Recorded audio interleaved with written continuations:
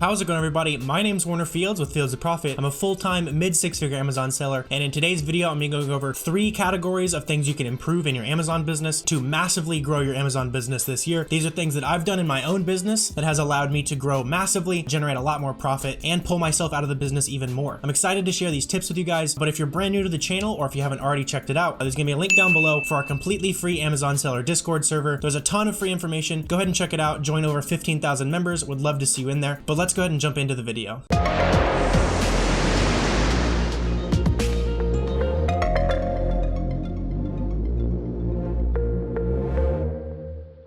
So as Amazon sellers, you're typically going to have 2 bottlenecks. That's either going to be sourcing or the amount of capital you have to find those leads. As a brand new seller, you're probably sitting there really not able to find a lot of products, probably kind of stuck. Maybe you're desperately looking through YouTube to find awesome secret methods to source. Unfortunately, there's really not a lot of secret methods. It just takes getting those reps in, really just putting the practice into sourcing. There are some tips and tricks you can use, and there's lots of that on this channel. But as a beginner, you're going to be focusing on sourcing most likely. And then as you continue to scale your business, capital will become the issue. So when you're first starting, probably the easiest thing you can do to grow the amount of products you're actually gonna be able to source sounds very simple, but it's just investing in the right softwares. So if you've kind of been on the fence about investing in maybe SellerAmp or Keepa even, first of all, if you're on the fence about Keepa, get Keepa. You need Keepa as an Amazon seller. I would highly recommend SellerAmp. Maybe if you're generating a little bit in sales already and you need to kind of level up your sourcing game, and maybe you're on the fence about tactical arbitrage, go for it. You're only gonna learn lessons, right? The worst thing that happens if you go ahead and invest in these tools, try to learn them, try to progress your business. The worst thing that happens is you've learned lessons and you know how to be better next time, right? But the best thing that happens is a year from now, your business is unrecognizable from where you are right now. So go ahead and take that leap, jump into that tool that you've been on the fence about. That's going to be an awesome way to grow your business. That's probably more for the beginners. So that's kind of tip number 1 is don't be too frugal with your business, right? This is not your personal life. In your personal life, sure, I'm frugal myself. I don't like to waste money. You'll never see me standing in front of a Lambo, but in my business, I have to be investing in things. Otherwise, I'm going to be limiting myself, right? I would much rather invest money into these tools that's going to save me time, because your goal as a business owner is to spend as little time as possible in your business, or to spend that time leveraging your tools and your capital so that you can grow much, much faster than say someone who's just sourcing with Keepa. If you're the kind of person who goes in, gets Keepa, gets SellerAmp, gets tactical arbitrage, you've got a full suite of tools to go in and find a ton of great products, you're probably going to grow faster than the person who's,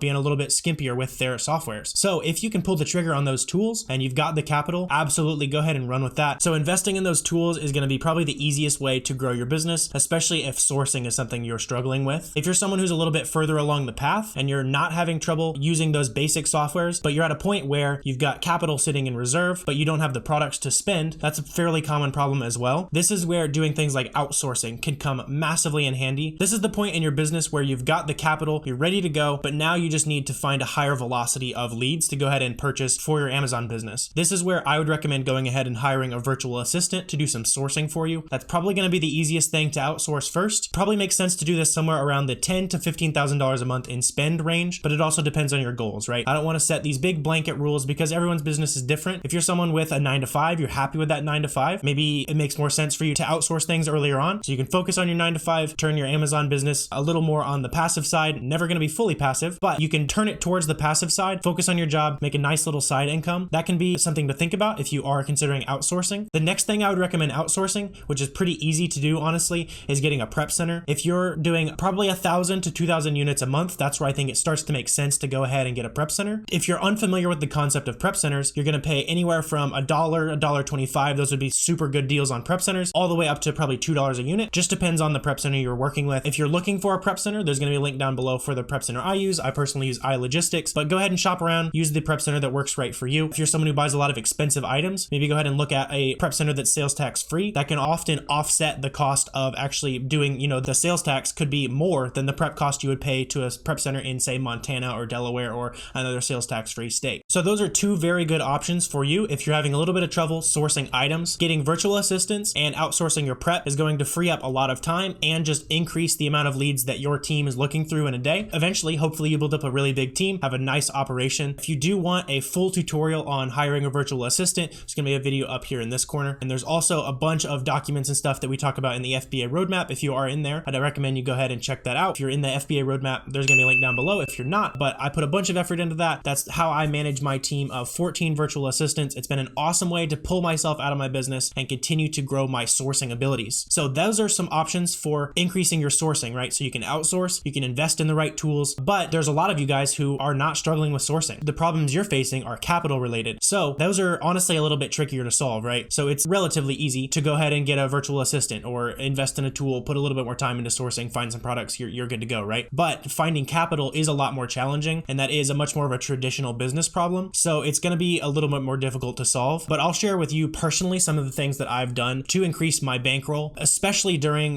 periods like October, November, where you're going to be doing a ton of purchasing, say on like Black Friday sales, stuff like that. You want to make sure you have the bankroll, especially if you've got a bunch of products on deck, but not the money to spend. You don't want to be there in your business, right? So some of the options you can do to fix that. Number one, I would recommend getting an Amex Business Gold or Business Platinum card, or just any no limit business credit card. This is something that I've done a lot. I was able to rack up, I think like $120,000, $130,000 in one credit card statement during November last year. Those were awesome flips. All that inventory is gone by now. So using that Amex Business Gold credit card is what I personally used, allowed me to free up a ton of space for me to go ahead and acquire a bunch of products, sold through, went very successfully. If you are someone who's worried about not being able to pay off your credit cards, so something I do to stay a little bit safer when I'm managing those credit card balances is I'll make sure my Amazon payment balance plus my inventory bank account is greater than the amount of money I owe on my credit card. That's a way that you can stay safe. If you want to stay extra safe, you can even consider doing something like keeping your cash greater than your business credit card balance. That'll make sure you don't ever have any mishaps with that, because you don't want to be paying credit card interest. Those interest rates are just crazy, right? That kind of brings me into my next thing that I've been able to do fairly recently, actually, to increase the amount of capital I have in my business, and that is taking a line of credit or a loan through your Amazon Seller Central account. If you're not familiar, if you didn't know they did that, you can actually get loans and lines of credit offered to you directly through your Amazon Seller Central account. This is something that is kind of random. I wish I had rules for when Amazon starts offering. I've had them get offered for quite a while. Meanwhile, my friend Flips for Miles, he did over 7 figures last year and still hasn't gotten an offer. So I wish I could give you exact criteria for how Amazon decides to give you a loan offer, but sell stuff consistently and eventually Amazon will offer you those loans based on the number of sales that you're generating. And you can either take an Amazon loan, which is going to be a traditional loan. The interest rates range anywhere from, I've heard people get 4, 5, 6%. Typically, I think they offer it about 10%. That's what they were giving me. They were giving me 10%. Or you can also look at the business lines of credit through your Amazon Seller Central account. That's what I did. I took a Marcus through Goldman Sachs business line of credit. I very recently took $43.5 thousand at 8% interest rate, which for us is awesome, right? Because we can very, very easily grow our money way faster than 8%, because in one flip, we're going to do 30 to 35. Maybe if you find a really good product, it could be 100% ROI and you've already paid off that interest. And then you just get to keep cycling that money for the whole year where you're only paying 8% interest on it. And another thing that I really like about having a business line of credit versus a loan is that I'm able to draw on it when I need it, because I don't always need a ton of capital, right? During Christmas time and the holiday season, I'm absolutely going to be drawing on that, but I haven't yet needed to draw on it just because we're kind of in a lull, right? So February, March, even January, it gets a little bit more tricky to source products. So that's where I'm personally, just to kind of show you where I'm at in my business, I'm focusing on the sourcing side, making sure my virtual assistant team is more optimized. I'll probably maybe even hire a couple more sourcing virtual assistants for my team, but that's what I'm doing to grow my business. Those are some ways you can grow your capital. If you're very, very, very confident in your sourcing ability, you could even raise capital from friends and family, but definitely be on the safe side with that. That's something that I did during Black Friday when I was trying to purchase a ton of deals that were out there. I was able to raise a little bit of money from family. I paid them off, gave them really good rates just to treat the family well, right? But don't do that if you're not 100% competent in your abilities. I would highly recommend going the credit card or even business line of credit route before you take money from friends and family, but that's up to your own risk tolerance, right? I'd rather lose Goldman Sachs's money than my